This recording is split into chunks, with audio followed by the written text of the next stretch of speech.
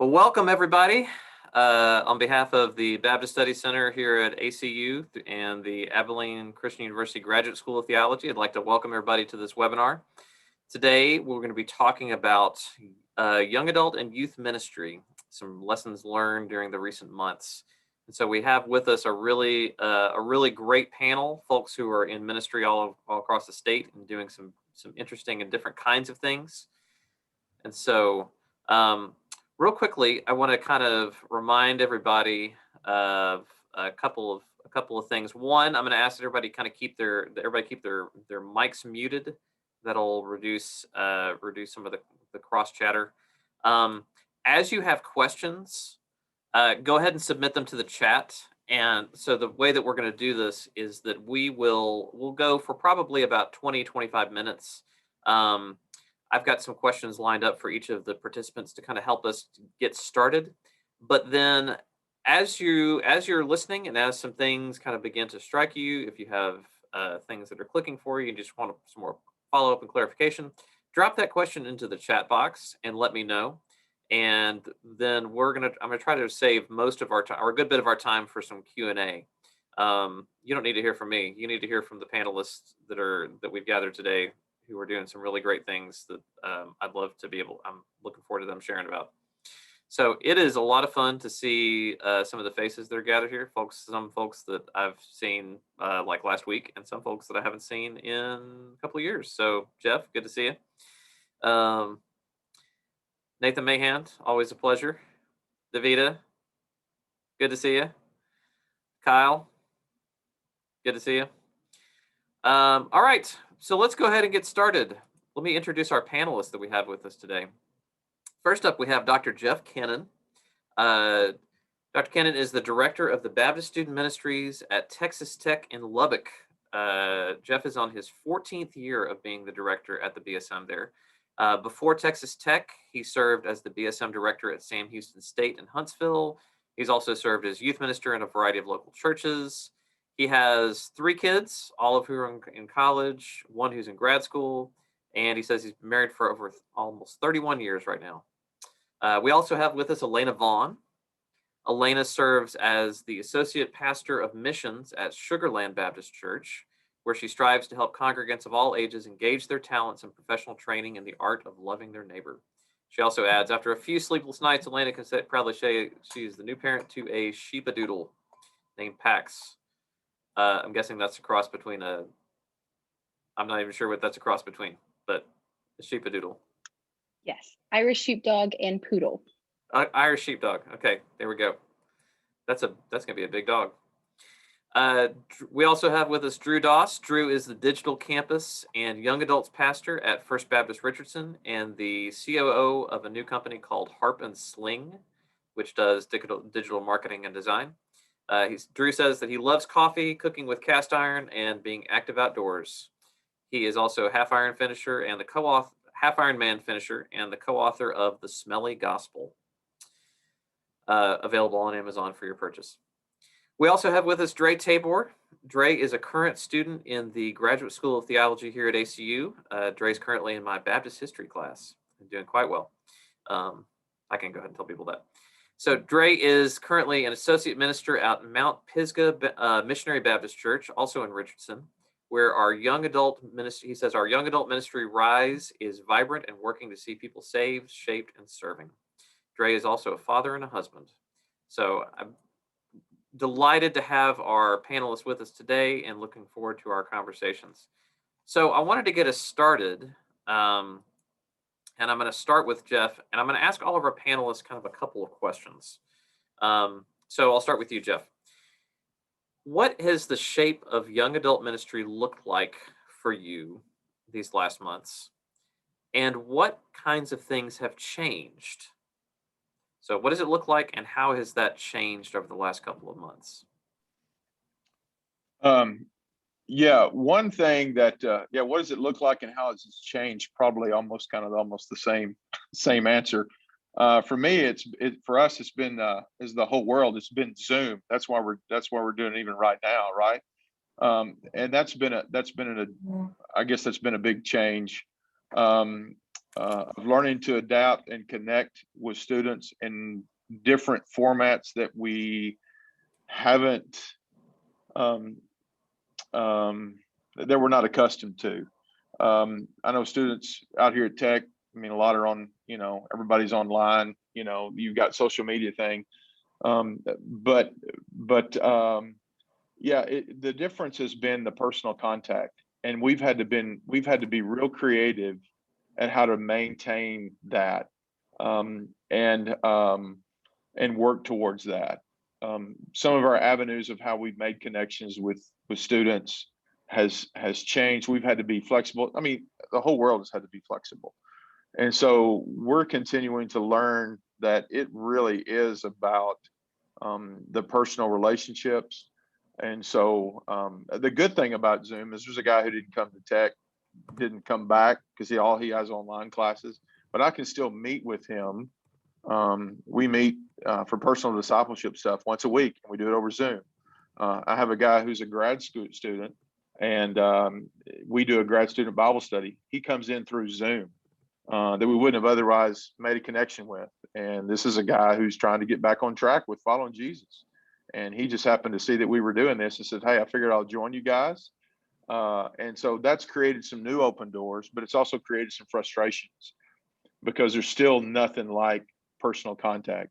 So we still try to have as much personal contact as we can, not just through Zoom, but through meetings. We've had to adjust things and figure out new ways to reach out to the campus, stuff like that. So yeah, some of our things haven't changed, but it's just been a matter of us learning to adapt in such a crazy time and uncertainty. And when you have students coming in, I think it's been listening. And when you have them coming in, it's like, man, my senior year, they're freshmen in college. Senior year's been shortchanged in high school. And now my first year in college, it's also like not real college. So they feel like they've had a disservice done to them. And granted, that's just the way it is. And so to be able to listen and let them lament and sometimes complain has been a good thing. So I don't know if that kind of answers the question or not, but I guess we get more into it later on. That's kind of what we're doing. Yeah, Jeff, so one of the things you just mentioned is the challenge of, so it's one thing for folks who have been at Tech and have been involved with the BSM for them to reconnect this year over Zoom or kind of at a distance. It's maybe an alteration to something that already existed. But how have you found ways to get new folks involved? Like, how have you found a way to be able to do outreach or to be able to kind of incorporate freshmen into that existing community, since they don't have kind of a way in that's natural, like gathering or coming together for pizza or something? Right. Yeah. One thing that we continue to do with our student leaders, we have a student leadership team. We're constantly training them, encouraging them, giving them tools to reach out to people that they know. So that's constant there. If we do something, if they're on campus, or we do some things, or we have a table on campus where we're handing out just cards, how can we pray for you? We're constantly training them. Who do you know? Who's around you? Who's in your classes? Some of them are online a lot. And so we're continually training them. So that's one way, is to pour ourselves in through them and that kind of thing. And so we use social media. We use some free publicity that Tech allows us to do. I've also made inroads to several student organizations that I've known. And so I continue to reach out to them. They've even used our building. We have a building here close to campus. And so they've been using our building just as ways to serve them. We've done, we have a way for any student on the Tech campus, if they have a prayer request, they can log in and remain anonymous and record a prayer request. So we've tried to get that publicity out. We've done some things. We've started 3 men's groups on sexual health, and we've broadcast that out to the campus. We also do a lot of stuff with international students here. And so we still actually do a free grab and go lunch. And so we just continually and some of that things that we've done, those connections, is because I've had them before all this happened. Mm-hmm. And so, but connecting with freshmen has been really difficult. Our normal ways of doing it haven't. And I was talking to another college minister the other day, and he's like, man, it's been difficult. It's just hadn't been your normal. I think some have stayed in their dorm and not gotten out and didn't know anybody. And so how do you, we're trying to figure out ways to continue to be a part of that and be available but that is one of the difficult things. We're going to have to trust in the training of people who are on the ground, students all the time, rather than our normal quote event kind of thing. So we're trying to figure out how can we help, how can we serve the campus, how can we bless them. So we're trying to get together with some and do some community service events that they need to do. We're just exhausting kind of our resources, and where students are, where's their heart? And we listen to a lot of our leaders and go, hey, where's God working around you? And that kind of thing. So, and it's getting a little easier here. As you've been listening to your student leaders, do you have a sense of what the shape of your ministry there at Tech in terms of like college campus ministry? What do you like? If you had to kind of make a guess, like what are things going to look like going forward, even once we can kind of go back to more face-to-face sorts of events? What are you thinking? Yeah, that's an interesting, since you bring that up, we're getting ready to have a meeting pretty soon with students who want to. That's where we're going to call our meeting, What's Next? Because I think there's things we can redesign and redo and think about how are we going to impact students, people, and so I don't, looking forward, it's still going to be becoming more intentional. Sometimes I think we had been so driven with a lot of meetings and a lot of trust in a lot of events and things that we were getting tired of doing those, and then we really couldn't spend time pouring into people individually. If that makes sense. Yes, it so does. sometimes we were, and I think I've realized that we're so busy, and it's really never about the event anyway. For us, the event is the platform in which relationships are built in order for us to connect further in other ways. That's how we view everything that we've done. So if we used to do a steak night on campus, of course, we can't do any food events on campus this year. Hopefully it'll open up for next year. And so part of our thing is like, if you're one of our leaders, you've got to get out there and connect and meet people and talk to them. And so maybe we push back on the events some in the future. I mean, I don't know. And allow us to, who's around the students, how can they connect with people a little bit differently? Make it more diffuse rather than centralized. Yeah. Okay. And again, I don't know. I think all that's I think that's where everybody is trying to figure out how you're going to impact the people around you. Yeah. I want to turn to Elena, and I'm going to ask you to follow up on something. Here. So, Elena, you've been working primarily in missions, trying to help people to engage their neighbors. What have you found what has that been looking like as you've been working kind of with young adults these days? Like, how has their engagements with their neighbors and in missions and in their local communities, what has that been looking like? Yeah, so this is definitely a really interesting time. And as we think about young adults, I kind of sit a little bit outside the scope of this, but definitely within it as well, because, mission encompasses all of the church. So, this past season has been very, very difficult for a lot of reasons. Most of what I do is organizing events and activities for everyone of all ages, including young adults, to come and serve together. It revolves around community and fellowship, but intentionality within the community that we serve in. And typically the local community here is a lot of what I do. But actually, I think in this season, one of the most beautiful things, maybe one of the most challenging things is, I think about our college students. I mean, that's an area where I'm pretty plugged in with individual college students in our church and in our community. And a lot of those are not here. Even during this season, I am in Sugar Land, and we have college students spread out all over the United States. And I think a big piece of what that work has looked like in trying to get them to engage with their neighbor is actually been intentional meetings with each of those, keeping up with those college students that we know, visiting with them, checking in on them. But I think the common thread that I hear from each of them, whether they're in Sugar Land or somewhere else that just have a tie to our church, is that, during this season, everything and every part of their life has flipped to Zoom, right? So everything is online. And these students who have classes online all the time have said, we still feel called that we're supposed to be out in the community doing something.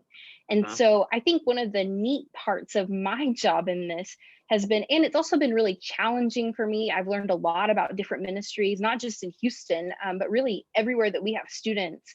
Is that most of our students are saying, we're online all the time. I want you to help me get plugged in with a ministry in my area, whether that's here with a local partner of our church specifically, or work that's being done here, or whether that's North Carolina, or anywhere and everywhere, saying, you're my missions pastor. Tell me, where can I serve during this time? Because I know that there's great need.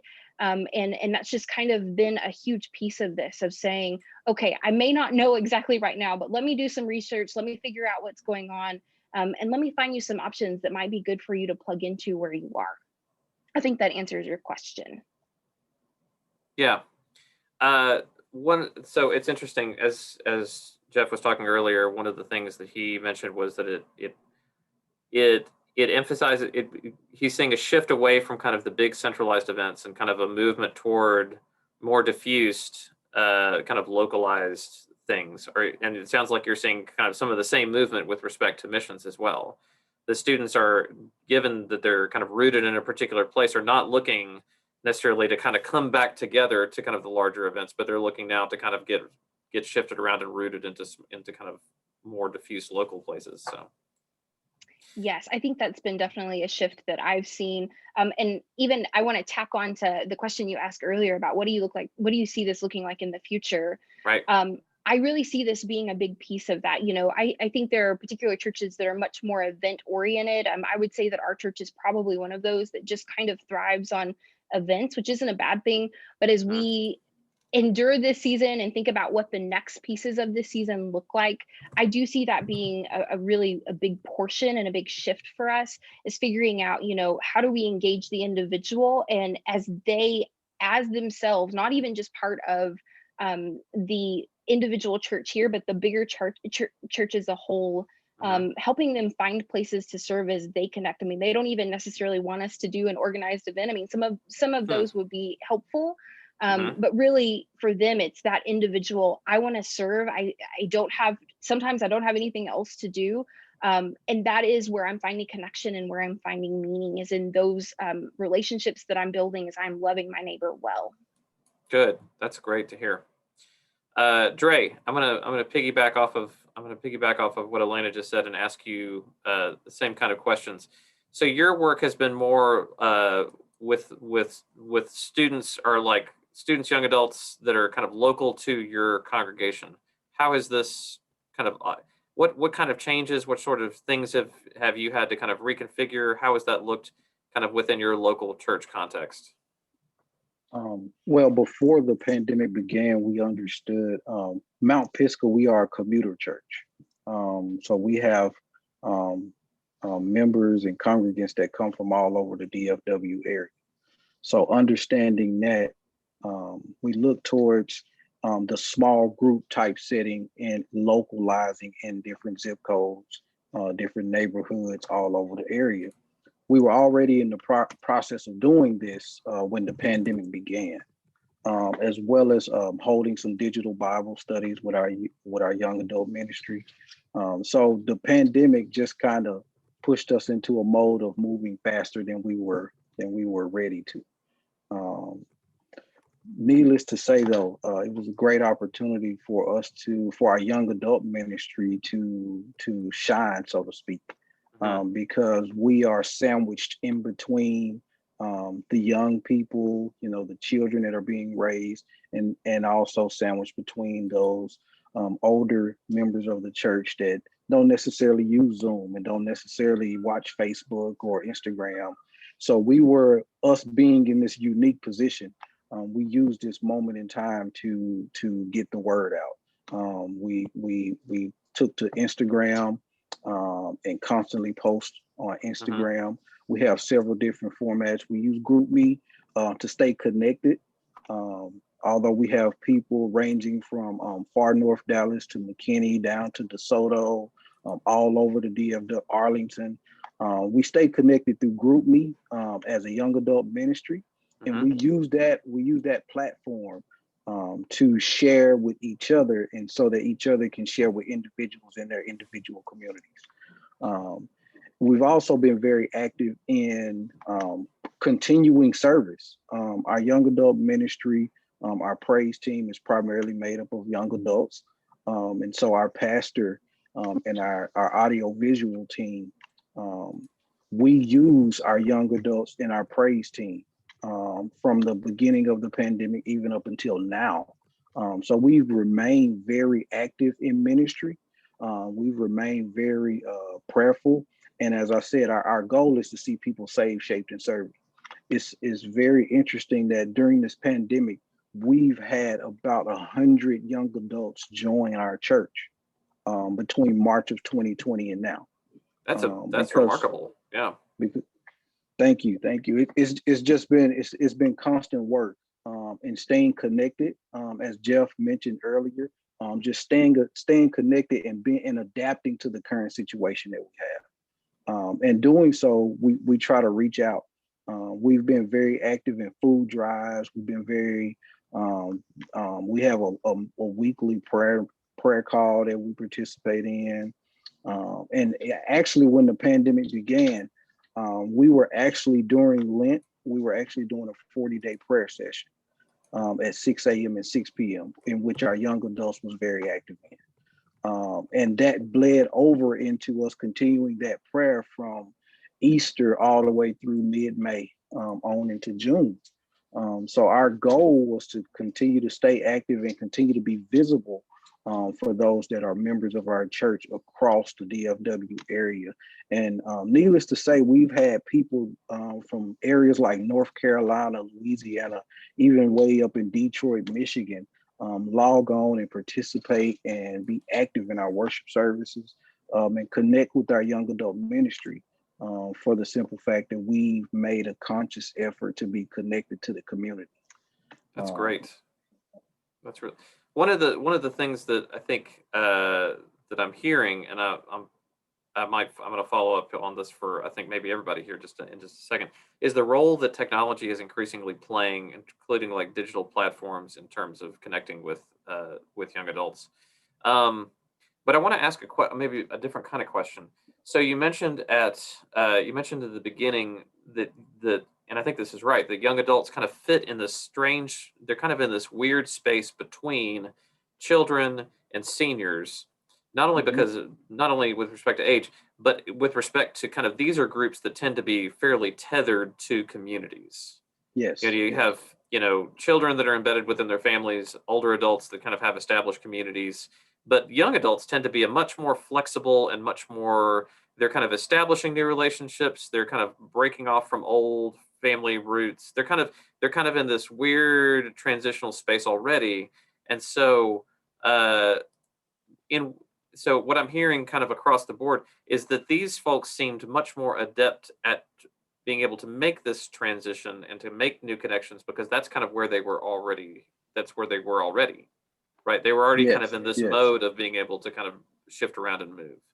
Yes, so we've learned that, of course, young adults, those ranging between the ages of 18 on upwards to 45, are very flexible and adaptable. Whereas our 18-year-old, 18, 19, 20-year-olds, they're more likely to be able to reach those that are coming right behind them and be able to partner with our youth ministry and our youth pastor at Mount Pisgah. Whereas we have older young adults in their mid-30s that are able to connect well with our seasoned saints and those that have been in ministry longer than most. And so that the unique dynamic was us being able to connect all generations across the board. And technology played a key position in doing that. Do you see that as something that you're wanting, that you'll carry forward in the future? Yes, sir, definitely. Our pastor, Robert Townsend, he is great about staying connected, and he's hung our banner during this pandemic on this scripture out of First Chronicles 12. It says, "And the children or the sons of Issachar understood the times, and they knew what to do." And so understanding the times we live in and the shifting that we live in, he shared this with our young adult ministry, that churches go through transitions. You live in times where people like the mega church. They like to just go and participate, come back home. But now we're going back into an area where church of old is coming back into play, where the church started in the home. And understanding that young adults being in the role we're in, we are the ones with the children, as well as with the parents. And so church starting at home put us in a position where we could hold those Bible studies with close family members. We could have our children and our mothers and our fathers in the same house, as well as aunts and uncles in the same group. And those small groups, those small families are what make up the larger body of Christ. So understanding that, we definitely are looking more towards continuing this in the future. Yeah, not only helping young adults to kind of make their own transitions and kind of feeding into them as young adults, but helping them to recognize their place within kind of the larger framework of family structure and family life, and helping them to kind of grow into that role. That's really good. Drew, I want to follow up at this point with respect to technology. You are doing you have a particularly interesting role, as I think a lot of our other panelists are talking about the role that technology has played. Can you say a bit more about what it is that you're doing now with FBC Richardson, and how that your position there has unfolded as this time has gone on? Yeah, so I first got on board with First Baptist Richardson as the student ministry associate. So, and then in COVID, we recognized the deep need to have a pastor of our online community. So basically, our lead pastor was like, "Hey, you need to create something, like help us think through this." So I wrote up a job description. And basically what it entails is actually engaging the people that are engaging with us online. So we draw from like a worldwide base. And it's just not like I always think about our digital platforms, not just putting out content just to put out content, right? So, and even like our services had to shift a little bit in the pandemic, because it's kind of unrealistic for us to ask a person to watch a worship service that lasts an hour. So we have to be creative, we have to be innovative, we have to really push the mold on some things. And so one of my big roles is taking statistics and looking at all of the ways we market to our online community. And then on the back end, or really on the front end, engaging those people well in the comment section, so that it's just not like, hey, we're just putting out content just for that, for content's sake. And so actually putting a person with the church to actually go and chase after those people. And then also a landing page where if they want to integrate into the life of the church, or we have this resource called The Well. It's just our Bible reading plan that we cycle everyone to that. Or if they want to get connected here, if they want to join a group somewhere in the community, then I'm that point person for everybody online. So we actually found a triple attendance online, just based on the sole fact that it's going global, right? So it's an immense impact. And what I really feel like is the church in 2020, 2021 is that we really have to get back to the basics, right? For young adult ministry specifically, I remember a few weeks ago, our young adults, they were having a poker night. And so I was like, hey, let's do that, And so I bought pizza and we played poker, and it was awesome, And that's the way that I think the church is going to thrive in this moment, where it's like inviting people into your home and actually sharing, like Acts 2:42, right? Where they shared everything in common. They broke bread together. They prayed together. And I think that's where we're heading. But let me see if I can go back to your question here. With the digital platforms, I think it's just an immense impact. Exactly what Dre was saying, like we've had a boost in our engagement levels because people are coming to know Jesus through the digital platforms. how have you found, what kinds of ways have you found for not just reaching, like, as you say, not just doing like content delivery, but also what sorts of things have you found in terms of building community among the different folks that are kind of engaging you online?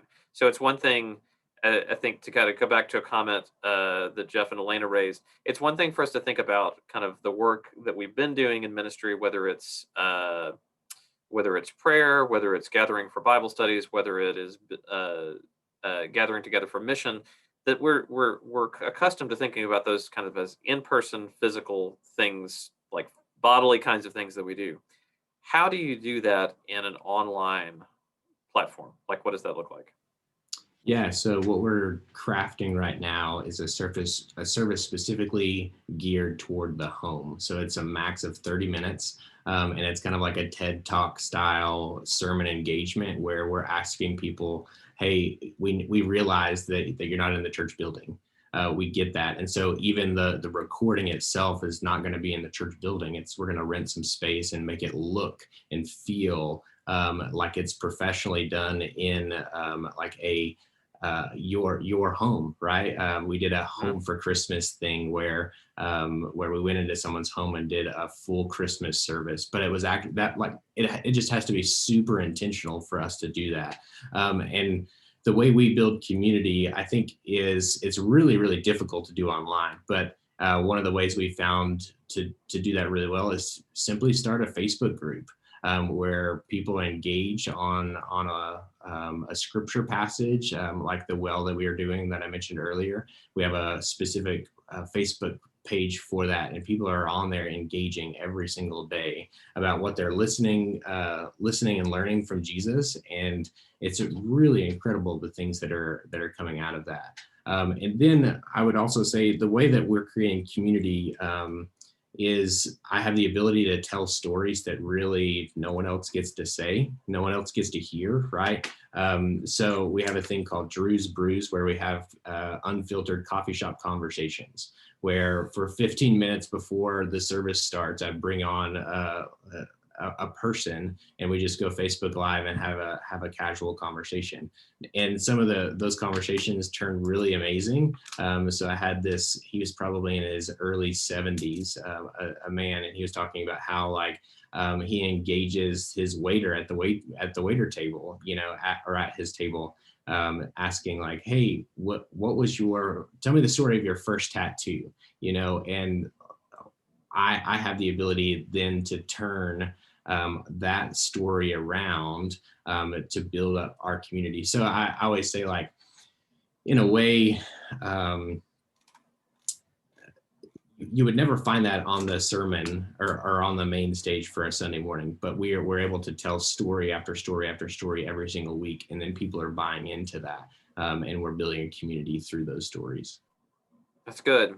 So making use of stories, kind of trying to connect it to the context in which people are actually listening, so that they don't feel kind of like they can connect their own physical space to the physical space in which like the sermon is being delivered from. That's really good.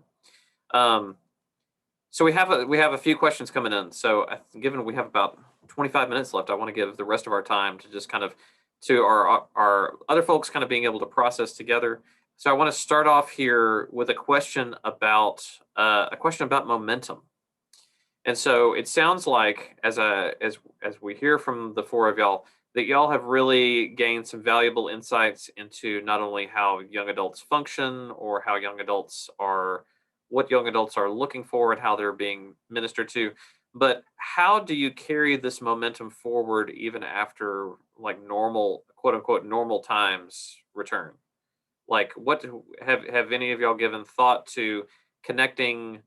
How do you kind of capitalize on the good things that you're seeing happen, and how are you planning to kind of carry these things forward even when the ability returns to us to be able to kind of do larger group gatherings, or perhaps more than one person has complained about like Zoom burnout, that they're just sick of being online all the time? Like, how do you, like, what kinds of things are y'all thinking about? And at this point, like any of y'all can kind of chime in and answer here. I'd love to hear from any of y'all. For Rise at Mount Pisgah, we're being very intentional about not just having those large group gatherings. For instance, on any given night, we would have a small gather at a Panera Bread, and another group over at a wing stop, and another group over at a Torchy's Tacos.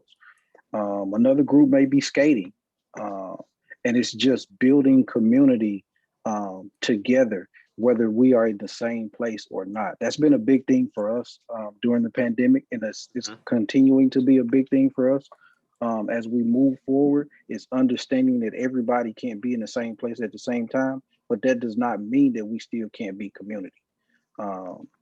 It was important for us to understand that as spread out as our membership is, we have to understand that everybody is different. Young adults are different. We have varying age ranges. 18 to 20-year-olds don't want to go sit with 35 and 40-year-olds and watch a love story movie. They would rather go skating, or they would rather go bowling or something of that sort. But then there are other times where we all come together. For instance, we started the rebirth of our young adult ministry with a mixer that invited every young adult in the church. We had an attendance of close to 200 young adults appear at this mixer. And through this mixer, we were able to flesh out different events at different times that we could gather in large groups, and different times where we can gather in smaller groups, and everybody staying connected through one platform, GroupMe, where we all continue to connect. And then when we do come back to the sanctuary together, everybody is anticipating that moment. That's great. So kind of using these digital things to kind of then reinvest in kind of more kind of spread out, but still local in-person sorts of gatherings. Yes, sir. Yes, sir. Definitely. So let me ask the question, and this kind of goes to all four of you. Do you think that there is a future still for kind of large gatherings? And here I'm not just thinking about kind of big mixers like where you have a couple hundred people, or the big youth rallies, or the big Disciple Now where you have hundreds of youth together. I'm thinking also that this maybe poses some challenges with respect to kind of the big gathering of the church body together. What is there a future based on what you're seeing, kind of how you're seeing kind of this diffuse movement? Is there a future for kind of like big group gatherings going forward? What do you think? I would say yes. There is a place for that, but it's going to be sparse, right? I think the COVID in 2020 and all of the things that happened in 2020, right? It has torn the veil off of the church. And so we can actually see clearly that the church really needs innovation and change for us to be really successful in a post-Christian world. So I'm not saying this is the solution, but what we've decided, our church will hold roughly about 1,700 people. And right now we have about 300 showing up on a Sunday. And looking at all of the statistics of the Barna group and things like that, where once a month we count that attender as an average attender, right? And so what we've tried to do in our young adult ministry is create moments for that once a month. And so we're now putting out a service in a local coffee shop once a month, where it's a semi-large gathering. It's not 1,700 people, right? But it's less than 200 people crammed into a coffee shop, where it's totally stripped down, where we're able to worship Jesus, and we are asking people to do real ministry in the room with their fellow believers, all in that same room. So I would say it's still going to be around, yes, but it has to look different. Yeah, I wonder. The large group stuff. Of course, I'm always thinking and about some of this stuff. Is I kind of agree. I think there's going to be a place for it, but it's going to look real different. And I think it needs to look real different. And I think it's needed to look real different for a long, long, long, long time. I begin to wonder if our large events are really doing what we think they're going to do. We do I think for for somebody who's not engaging with Christ here on our campus, a large event's not going to appeal to them at all. They don't care. And so if we're going to reach those people who are students who are apathetic, like, I don't care, they're not going to come to something that's just going to draw to them, or they may have been burned by something. They're going to have more intentional focus. And so sometimes some of the churches that may not grow to the size that they were before or have the same attendance, there might be bigger impact in the larger community and world because of that. Because when you have people there who are committed and, hey, I want to impact my community and stuff like that, that may go farther. We've talked about this. Maybe we ought to make our leadership team, maybe we ought to raise the bar on, if you're going to be a leader here, this is what it's going to look like to make bigger impact. I'm always reminded what Alan Hirsch said, whatever, that it's hard to build a church out of consumers. And that's true. To start a movement, you're going to have people who are real disciples. So discipleship is about involving people with that. And I think large things like that can equip. And I don't think it's maybe, it's probably a both and, but I think if we're going to make big impact, I don't know, I've just been thinking about that of worrying. I don't know, maybe that's another question. Are we worried about trying to get everybody back? Or those who are there, do we need to, hey, what are the impact we need to make on our world and the community? And let's go forward. I mean, maybe that's another question. Can I ask a question? Is that okay? Absolutely. I'd love to hear the others respond to that. What do you do? So this has been kind of one of the observations that multiple people have made, is that churches everywhere, though they might see a number of people kind of engaging online or digitally, there is going to be, I think, and this is not just based, Drew, this is based on Barna research that's been coming out for several years now. Church attendance has been declining in every denomination across the country. It doesn't really matter what denomination you're talking about. And so I think this time is really going to accelerate that, particularly among a young adult, particularly about a young adult population. So what do you do? What do you think? I believe Jeff said a couple things when he first introduced himself. There's nothing like personal contact. While we understand that the average churchgoer may attend service once a month, we also understand that there's nothing like personal contact.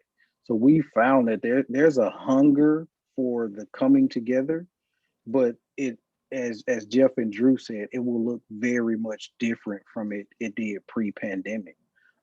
It won't be your atypical come gather in the sanctuary and we have service. It will look much different, and that's something that our leadership team at Mount Pisgah have been discussing for months now. What it will look like post-pandemic, with young adults being out in the forefront, whereas in times past we may have just been the average churchgoer, where we were the ones that were showing up once a month or twice a month, every 3 weeks, or whatever the case may be. So we found that there's a hunger for the coming together, but we understand that it will look different. I would agree with that. It's very interesting in my context because I would say actually our young adult population, or that sandwich middle piece, may be the ones who are least comfortable coming and being in the building. So we have predominantly our older population has really begun coming back into the building. And part of that, I think, is they understand the importance of that community and the community of communal worship. And so I do think that it will look different in post this season, and actually not even just post this season, but for years to come. I think we are truly seeing a shift in the church. One of the things our church is doing during this whole season, our staff has been visioning that was planned prior to COVID's existence. And amazingly enough, we just decided to continue on with it, which has made visioning look very, very different. But one of the things we've decided to do is as a church, and some of you kind of already mentioned that maybe you already have something like this in the works, but we decided to do what we're calling reconnection groups. Not saying that we haven't been connected, but actually to say, you know, we're kind of entering to a phase where church looks different, but we are beginning to slowly come back into the building and slowly beginning to see what church looks like. So we're in the initial phases of this.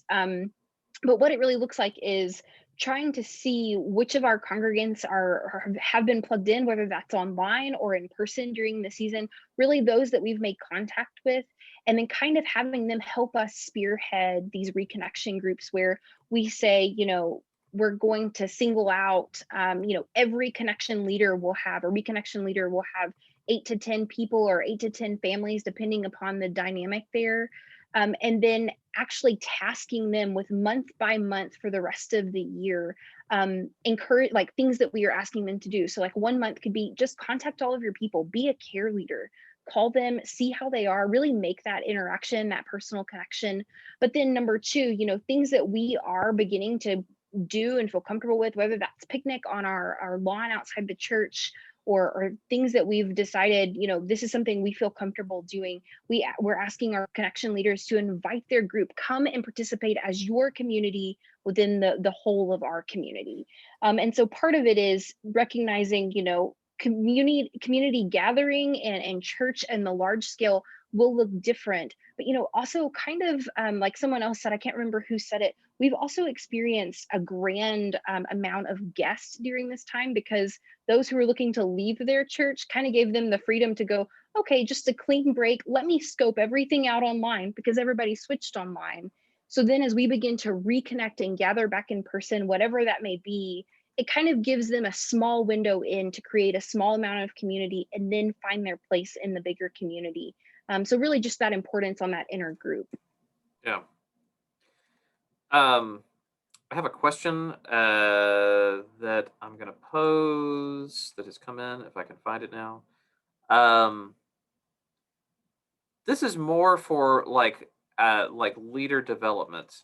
How do you plan on, so what I'm hearing from a variety of you is that since people are going to be kind of gathering in smaller groups, but in further out places, what kinds of things with respect to leader development have you been thinking about?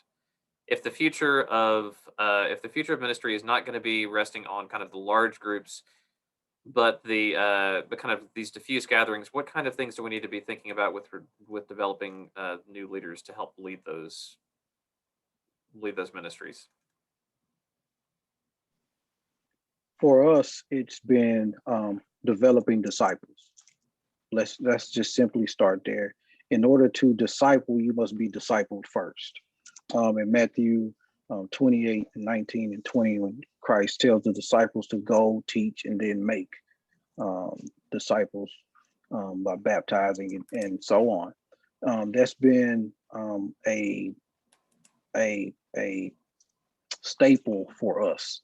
It's understanding that we first must disciple our leadership, teach our leadership to be disciples, not leaders, disciples, because that will enable them and give them the tools to disciple someone else. So we've looked at it as a recyclical process. If one disciple disciples others, then that disciple in turn has to go make and teach other disciples. And so if we start the group with leaders or ministers and young adult leaders in our church discipling this group, then once this thing is over, they can go and disciple others. So that's kind of been our take on development, is teaching and making disciples so that they can go and make other disciples.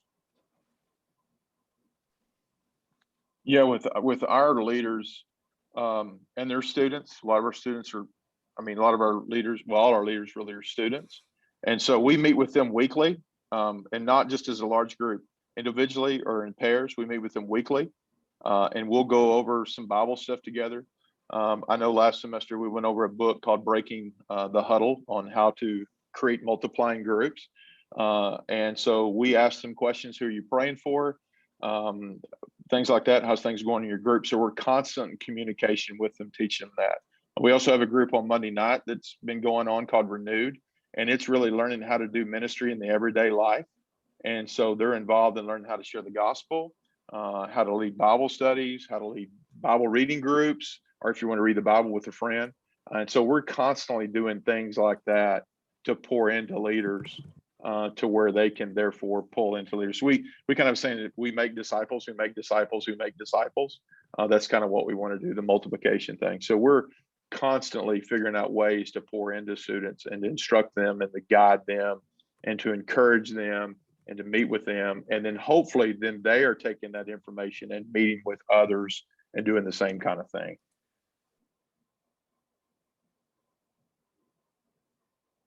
Drew, what about you? Anything So you I would, want to add? yeah, I would just say that when we ask the question, how are you doing that?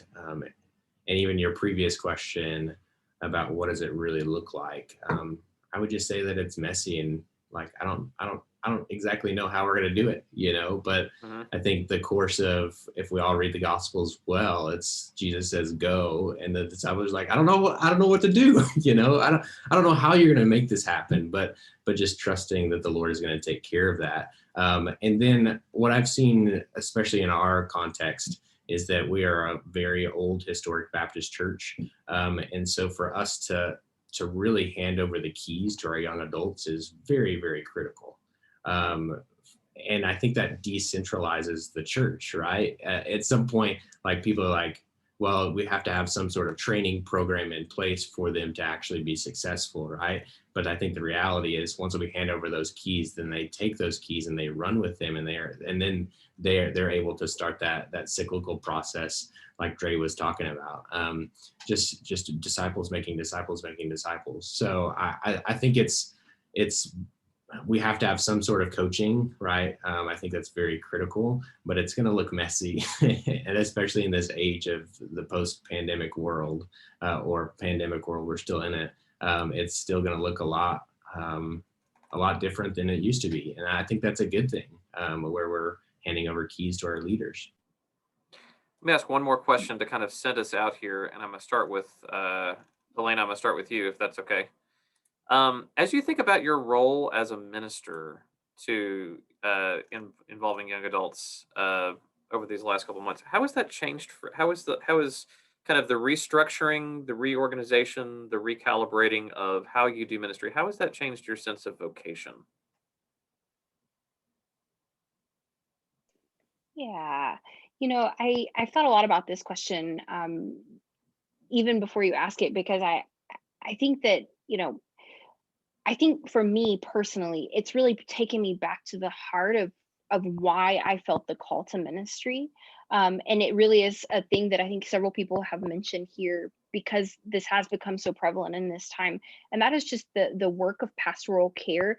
I think a lot of times in my job as a missions pastor, while I do that, there are places where, we go and we serve and we care so much for those outside of the church that sometimes I, in my role, and I'll say that for myself, forget that part of my job, and truly maybe even the most important piece of that, is the pastoral care of those serving alongside of me. Because I get so focused on helping those people get engaged in the community. And so as I think about what this looks like in the future, and I don't know if it necessarily changes that, or just has highlighted that that's such an important piece that maybe I've been missing throughout all of this, or even just draws me back to it, is just the need for, as we've shifted to being just much more intentional. I think for my role, that's become a thing. And not just in the big scheme of things, but really taking time to get to know each of those individual young adults who, I don't see all of them every day. And I didn't see all of them every day before, but really taking some time to just really spend with them and know how they're doing, and to really hear their cry and their heart for ministry.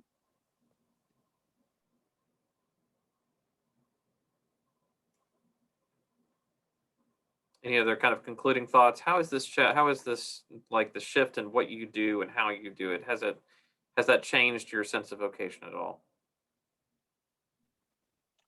I don't know if it's, I want to say in some ways it really, hasn't changed it. And of course, having to do the Zoom world is probably changed. It's been a new, and I don't always like Zoom. I mean, and I'm older. I mean, I'm not, anyway, I don't want to go there, but anyway, and it's, but I like what Drew said. It's messy. I think you just have to get in the mess of people's lives and leaders and just, yeah, I don't, yeah, we do a lot of stuff here. Part of what I do that I love the most is I meet with quite a few students a week, and we just do discipleship stuff. And sometimes it's just life. Sometimes we're just talking about basketball, right? And so we're just doing life, and those stuff come up. We got, man, I'm struggling with this or that, and we'll just, it's some formal stuff, but then when it becomes informal is when it really gets good, right? And so I think that's something that I've been doing and I'm going to continue to do. And because that's just where I just think that's where it's at. And if we can convince our other students to begin to model that for the rest of their life, to pull a handful of guys with you and just meet with them and hang out, or families or whatever, and pour into them. And because I was with a guy, I was eating pizza with a guy the other day, and we were talking, and I just said, how things going with you, man? You and the Lord, man, what's going on? And he said, he said, don't mind, I'm struggling. I said, you want to meet some, and I'd love to meet, and we'll just read the Bible together and talk about life. And he goes, I'd love it. And it's just that kind of stuff. I think that's where it is. And of course, there's other stuff I have to do. I mean, I know we all have to do that, right? We have to do the whatever. And so sometimes I wonder if, I don't know, I'm always thinking if we get so event stuff that we miss that and where it's got to be poured into, but maybe the events need to lead to that if we have enough people who are willing to engage with people. Anyway, I don't know. That's my thought. That's my thoughts anyway. I agree with Drew and Jeff. It's definitely going to look messy. It's going to be messy. But that interpersonal relationship building. If you look at the life of Jesus and the disciples, they literally lived life, did life together for the better part of 3 years. And so that's our goal. We understand that you can't serve God if you don't serve people. And so in looking at that, we have to literally do life together. Where one is struggling, we all struggle. There's a commonality between all of us, is that we all go through something at some point in time. And so my struggle may not be another person's struggle, but there's definitely someone in the group that can come alongside you and walk with you. And so our goal is to meet people where they are. So vocational wise, it looks like the leadership of our young adult ministry, meeting people where they are, understanding that people, when you come to church, or when you come to a meeting, or when you leave prayer, or whatever the case may be, you go back to real life. You may feel better, but when you walk away from this, you are going back to bills that are past due. You're going back to a home that's in turmoil, or you're going back to a job that may be giving you a lot of stress. And so our goal is to meet people where they are and do life with them, and walk with them through whatever they're going through.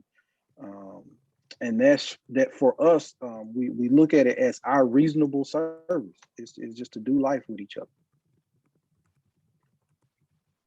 Drew, final word. You want to add anything? I think I'm good. Everybody All right. is really amazing. All right. Well, we are approaching the 1 o'clock hour, and I want to honor everybody's time and say thank you for attending. Thank you, panelists, for your words of wisdom and for your deep insight as to the challenges of young adult ministry these days. If you are already getting the emails for the Baptist Study Center to keep up with the different events that we're doing, the different stuff we're doing, then that's great. If you're not on the emails already, then drop me an email and I'll be happy to add you to that. A couple of upcoming things that we've got going on, and these will be in our emails. April 22nd, we are doing a webinar with Jamar Tisby and pastor friend of mine out of Little Rock, and Jennifer Hawks from the Baptist Joint Committee will also be returning to join us, and we're gonna have a good, robust conversation on the relationship between pastors and politics, what it looks like for ministers to be involved in kind of political process. Also on April the 19th, I believe, I have to check my calendar, we're going to have Greg Mamula, who is the Associate Director of the American Baptist up in Nebraska. He's going to be joining us to talk about community life. How do we rebuild community life in the wake of COVID? Something I think very germane to the kind of things we've been talking about here. He's got a new book out on the topic, and so we'll be having with him. Working on another one that is has not quite come together yet on community ministry. How are we going to be like? What does it look like to be engaging in missions, in ministry to the community? Panelists are in process, but I'll hopefully have an announcement about that before too long. So anyway, lots of good things coming up the rest of the spring. If you want to know about them, get on the email list. If you don't want to know about them, then I can't help you. So thank you so much for your time. Look forward to seeing all of your bright, shining faces sometime in person in the year 2021, and hope you have a good rest of the day. Thank you. See y'all later.